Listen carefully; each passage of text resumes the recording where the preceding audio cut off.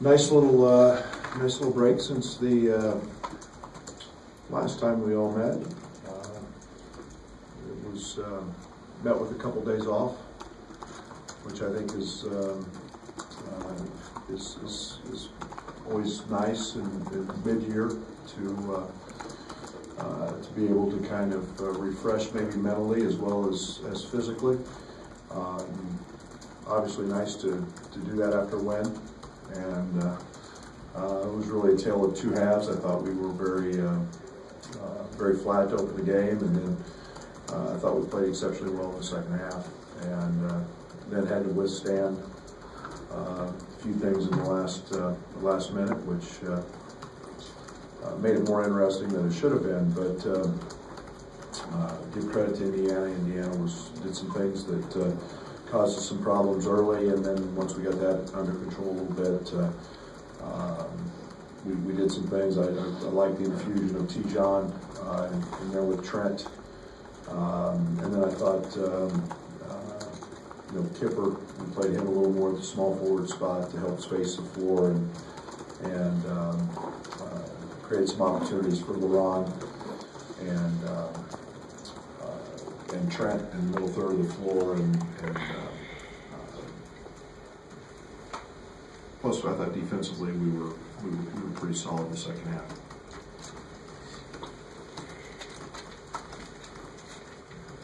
Coach, you've said before I don't like tiny guards. So with those two on the court at the same time, just what does it give you? And what are the challenges of playing those two together more often? Well, right now they're two of our better defenders, and they give us a chance to get up and under people. I think 9.5, 10 assists a game, or 10 turnovers a game was Indiana's number, and we forced them into 18. And earlier in the week, Michigan State 25. I think that it gives us a little bit of quickness, a little bit of athleticism, and then in T-John in particular, he's a guy that's pretty high IQ. He understands what we're doing conceptually, and he's been very good there in terms of not making mistakes from the help side. Coach, considering the foul problems that you have at the power forward, how many minutes do you think is reasonable that you could play Kipper and Black together? It's a good question. It's part of the reason we haven't gone to that a little bit earlier. Or looked at it as much as depth up front, and early we weren't sure Greg was ready. We weren't sure Matisse would be ready. So we knew we were thin, and we had to fight that battle a little bit. It's been it's been a concern literally all year long. I think we're gonna have to figure that out as we go here, because I think you can. That'll be something we'll try to do a little more of. Is play Kipper out there on the perimeter. He's very capable, and Greg's emergence has helped. And I'm not afraid to put Matisse in there, and I'm not afraid to slide AJ in and play small if we have to. One other question. Since the last game, how many miles have you traveled? I don't know that. A lot. A lot in a short period of time. I know Champaign to LA and back in one day isn't something that I would highly recommend for those of you vacationing. But it was nice to see 70 degrees and a little sunshine, but the 45 minutes of sleep that I got on the plane didn't bode well for Saturday afternoon's practice, let's put it that way. Brett, one more to piggyback on the lineup. Aside from the risks of fouls, how did you like that trio of Kipper and LeBron and Michael on the floor together in that second half? Well, I like it a lot. The one thing that Kipper has proven that he can do is make shots. And I think he made 7 threes, and is that right? In the Michigan State game, 7 threes, 5. He made 5 threes, so you've got to account for that. And that gives us space. And even with T-John at the point and Trent at the 2, Trent's one of our best shooters. It creates space, and the game offensively is about spacing and forcing teams to have to help on Trent on ball screens or help on LeBron on the post. And so I like that. And Michael's a threat. I think every coach we've tried to, that we've played thus far has tried to account for him, and whether he's making shots or not, he's a guy that's very capable of running off 7, 8, 9 in a row, and he's done that in practice. So, yeah, I like that lineup. I like it. Right here, Coach. Looking at T-John, or going back to T-John, what do you think he brings to this team defensively as far as ball pressure and also helping space the floor as far as ball movement? Well, the one thing I like about T-John is he doesn't make mistakes. I mean, he gets to his places, whether it's just, ball pressure on the ball, but off the ball, he's in the right place most every time. He doesn't make mistakes. He gets it. He takes what we do in practice and he transitions it to the game, and he's very good at it. He comes up and he gets his hands on balls, and he does a lot of little things that don't show up in a stat sheet, but they're very, very important to winning. And I like that. Offensively, I loved what he brought to us because he gave us another driver, as did Kipper, a guy who could drive the ball. We got to the foul line a ton in the second half of that ball game, and again, it was just another primary ball handler to relieve Trent a little bit, and we got the ball in the paint. And as anybody knows, when you get the ball in the paint, good things happen. Coach, with about like a month left in the regular season, just how do you think DeMonte, I guess, has progressed just through his first season with the team? I think he's been great. I think that there's been ups and downs with DeMonte. I think there's been some inconsistency maybe offensively that maybe every freshman goes through. But I say this all the time, he does a lot of the right things. He does a lot of the intangible things that don't necessarily show up on a stat sheet. He's a kid that every time I turn around, he's in the gym working. He wants to become as good a player as he can possibly be. And I still go back to this, I keep saying it, he didn't play last year. And for a 17, 18-year-old kid to come off a year off and not play is pretty remarkable what he's been doing at the Big Ten level. Coach, back here in the back. To piggyback off that a little bit, where DeMonte's had the ups and downs, Mark struggled a little bit, Trent's really taken off. What's been the difference with Trent, and what were your expectations of Trent coming in? I think Trent struggled a lot early. I think every one of our freshmen have had those moments. Mark got off to a good start and now has hit a hiccup or two and the speed bump. I think everybody goes through that, and it's what the big adjustment is about, and that's called coaching on the other team. Really good players on the other team. Everybody has to adjust to that. I think now Trent has found a groove where he's no longer really playing like a freshman until what he did in the last minute the other night. That kind of snuck its ugly head, but Trent's confident, and he's got that ability. I knew Trent would have big games for us. I knew he was a very capable guy. He was a guy that could have great runs. I don't know, DB, what he scored, 11, 13 in a row the other. He's capable of doing that. Where he can just single-handedly take things over. And for a freshman to do that, that's pretty impressive. So, but he had his struggles early, and the transition to playing mostly on the ball was a big transition for him, and he's still growing and he's still learning in those spots. But he, Mark, DeMonte, Greg, they've all had their roller coaster ride this year so far. Looking at Rutgers, Freeman and Sanders scored 38s last year against Illinois. What do you guys have to do to shut that down this year? They're both really good players. Freeman scares me to death. He's a guy that can shoot it. He's a high motor guy. He drives it at will. He's a guy that competes on the offensive glass at an extremely high level. This is a terrific offensive rebounding team, and they're led by him. Sanders is a guy that can go get one. He's got a great crossover. He's a very good, very unique player in this way that he's a terrific mid-range player. He's got a great pull-up. He gets you off balance. and we got to do a good job on him. He's a guy that's as he did the Michigan State game, can single-handedly just carry him. Rutgers struggles to score the ball, but what have you seen from them defensively this year? They're really, really good defensively. They got great length. They've got a lot of like pieces. When you look at their roster, they've got guys who can all guard multiple positions. They're, I don't know if they're on paper, if they're the biggest team in the league. They may be the longest. But they can all move their feet. They can all challenge shots. They make you shoot contested shots. And then Steve's done a great job because they do a great job on the glass. They do a really good job of trying to limit you to one shot, and they make it very challenging to score. It's amazing how many possessions they're in defensively where the shot clock's under 5, and that's a sign of a good defensive team.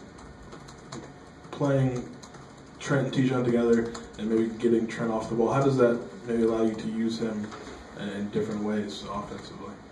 Well, I think a lot of advantages to it. One, he can catch a breath where he's not having to handle it as much and shoulder that load. But secondly, it puts him in different positions to receive ball screens. And then he's a very good shooter from the perimeter. And again, it's when I talk offense, I talk mostly about spacing.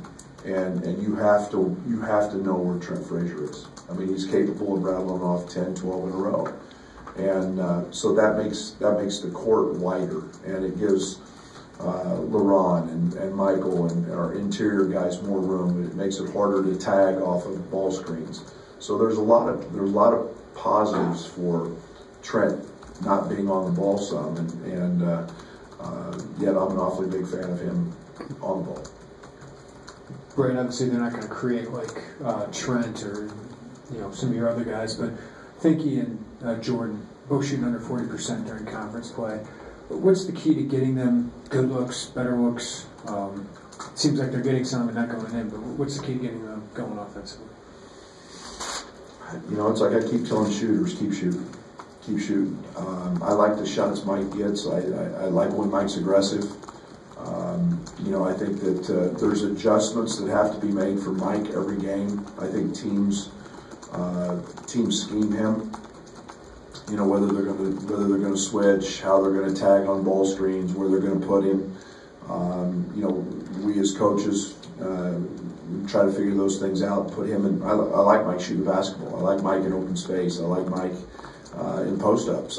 There's a lot of areas I feel very comfortable with Mike. So we have to figure out where those are every single game, and it's usually different.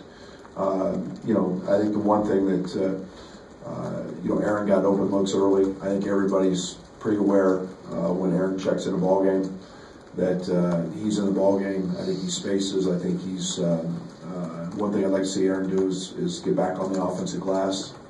He's getting 2 or 3 offensive rebounds early in a game, and that tends to get you going. But I still got a lot of confidence when he and Mike both shoot it that it's going to go in. It's one more thing with Tijon. A couple weeks ago, he was found himself sidelined for his own actions. I guess do you feel like that had an impact on him? Maybe being on the bench when he clearly showed against Indiana where he could be a good piece for this team. I hope so. I mean we're talking 18 to 22-year-olds that aren't perfect, and it's the disadvantage for his teammates not to have him on the court, and I think that there's no question he understands that probably now more than ever, and that he is a guy that can impact our team and impact impact the guy that sits to his right and sits to his left, and so learning is part of it, and those are things that I think he's learned a great deal from. Darren's in town. Darren Williams in town. Are you doing anything with him, with the team? Any that you could share? Mm-hmm. A lot. Be foolish not to. I respect. I have tremendous respect for Darren. I don't know, maybe not, if not the greatest, one of the greatest to ever play here.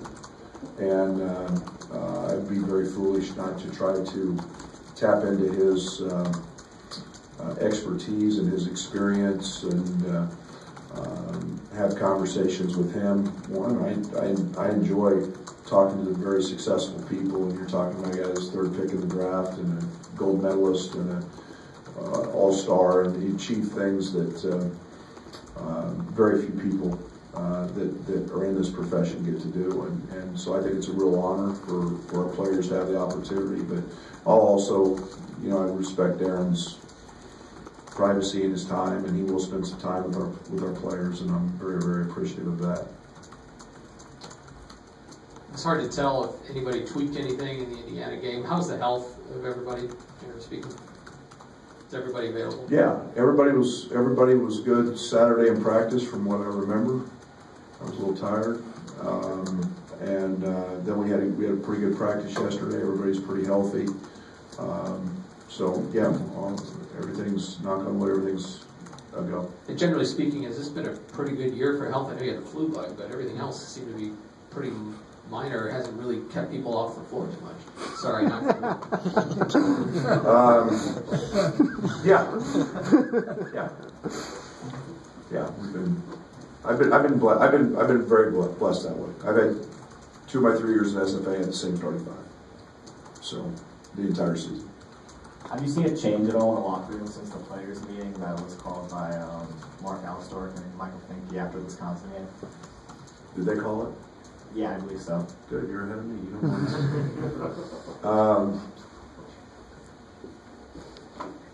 You don't want I think a lot of that is probably more amongst them. I've seen a team that just continues to fight. I mean, and I keep telling this team we're not that far away. 3 overtime losses, a buzzer beater, a game we very easily could have won at Minnesota, and all of a sudden you start looking at the rankings and you're in 4th, and yet we didn't win those. And so it's continued growth, but this team has continued to persevere and keep fighting, and that's the only way I'm going to have it. And that's, who says that we can't go win the next one and the next one, and I don't know. I mean, the same Indiana team we just played took Purdue, who's I think really, really, really good, to the wire yesterday. So I think you got to. That's why you throw them up, and I think this group is passionate and excited every day for practice.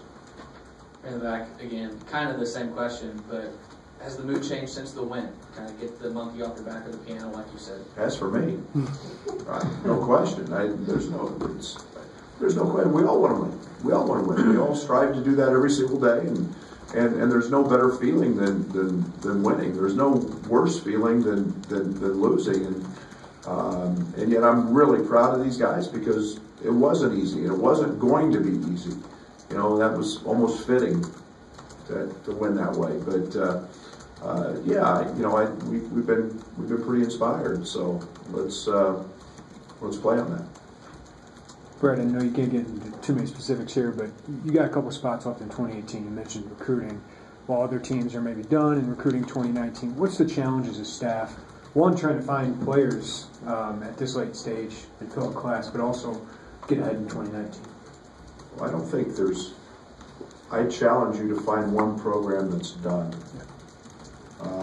The landscape today is such that with transfers and 5th-year transfers, nobody's ever done one and dones.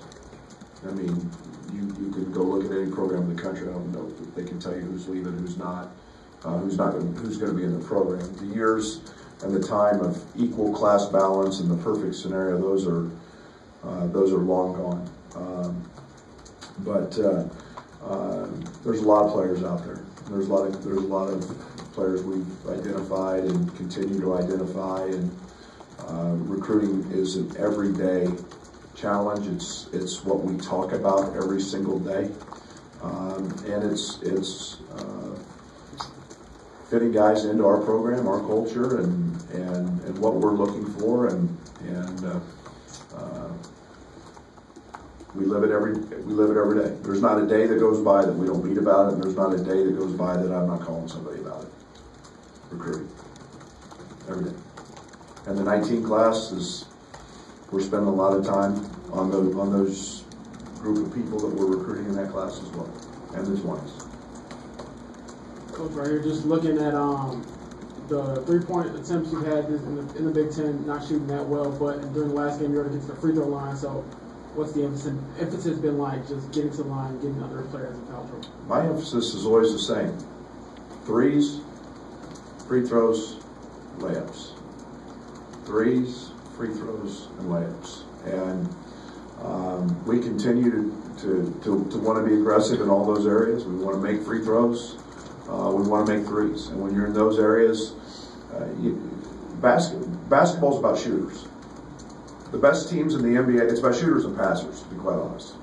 The best teams in the NBA all have multiple guys who can shoot the basketball. The best teams in the NBA are all your top assist teams. And that transcends. We're not that far apart in the structure of the game, the way we play, the shot clocks, and so the game transcends down from the NBA level. And those are things that we continue to strive for every day. That's why I talk about spacing and yeah, we got to make shots, and we got to get to the free throw line more, and we continue to work on that and emphasize that every single day. I don't know if you're superstitious, but after getting your first Big Ten win, do you plan on bringing back the orange blazer to Lou Henson Court tomorrow night?